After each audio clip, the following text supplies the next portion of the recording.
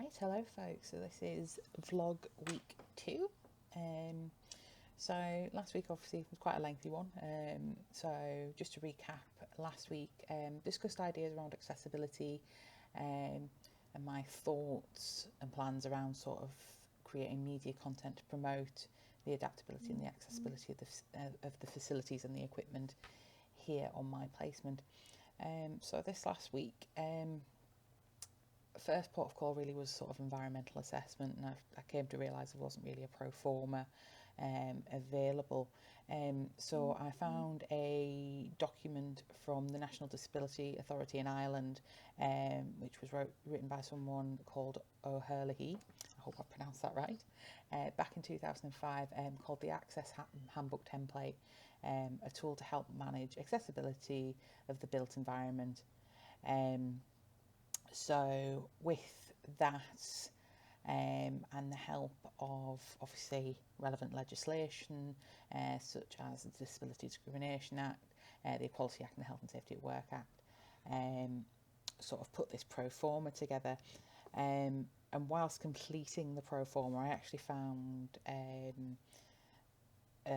bit of text by Darcy, the 1998, which sort of said, you know, it's important when considering the assessment of an environment that accessibility varies depending on the disability.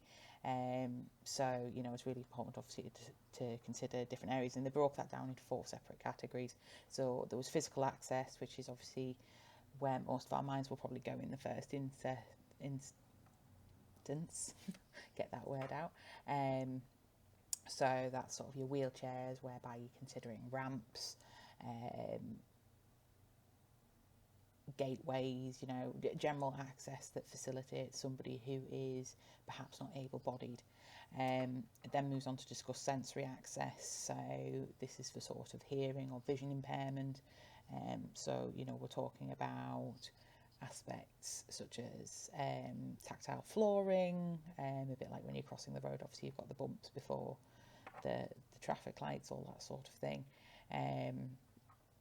If there's any sort of induction loops or anything like that, which also sort of falls into the third category they discuss, which is communication access. So this is for people who have problems with written word, vision, speech and language.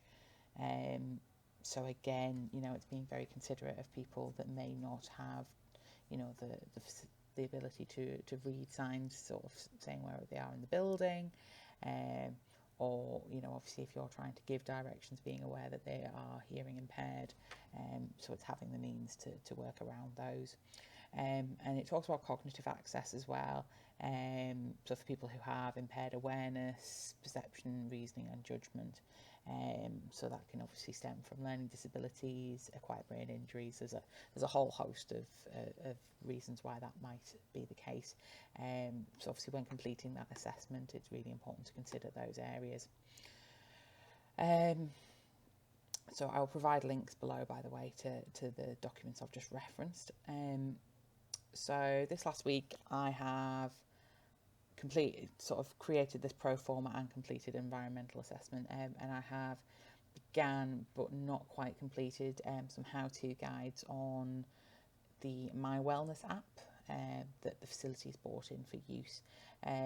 So at the moment I'm about 2/3 of the way there through the written documents, so that's literally a step-by-step on everything, bringing it right down to basics.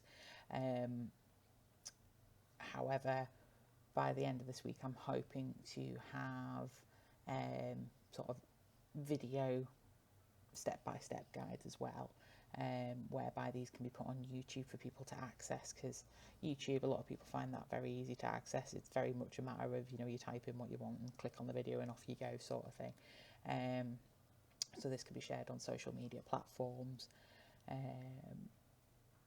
However, the written content is still really important, I feel, because there are some people who, like myself actually, prefer to have it just in the steps in front of you rather than a video that continues playing, and that can actually increase stress and just get you all in a fluster because it's actually going at a faster pace than you're maybe able to keep up with, and you keep having to pause and stop it, and it's just a nightmare. So this week as well, I actually had a colleague check in on me just regarding how my placement's going, which was lovely. Hi, Rebecca. So I took some time off earlier in the year. I'm a little bit behind the rest of my cohort because I decided that this was a really good time to have a baby. So the discussion was basically about whether or not I felt I could justify the OT role within a sports and leisure facility.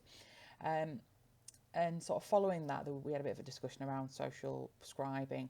Now, because of the limited time frame that I'm on this placement, it's only a 5-week placement, I've had to be very specific about what I'm doing. So I've obviously chosen to go down the route of accessibility and adaptability for people with various disabilities. And due to sort of the timing of my placement, because this is a sports facility that is for students and teaching staff essentially, or university staff, and it's the summer holidays, obviously I've got very limited sort of clients coming through the door that I can actually target on a one-to-one capacity. So I've opted to target a population rather than a specific individual. So on that sort of premise, I'm targeting, obviously, like I said, a population on the premise of a more sort of promoting a more active lifestyle via means of educating people about the adaptability and the accessibility of the facilities using sort of social media, digital platforms, in the hopes of, you know, reaching out to people that way and them having a bit of know-how before they come in.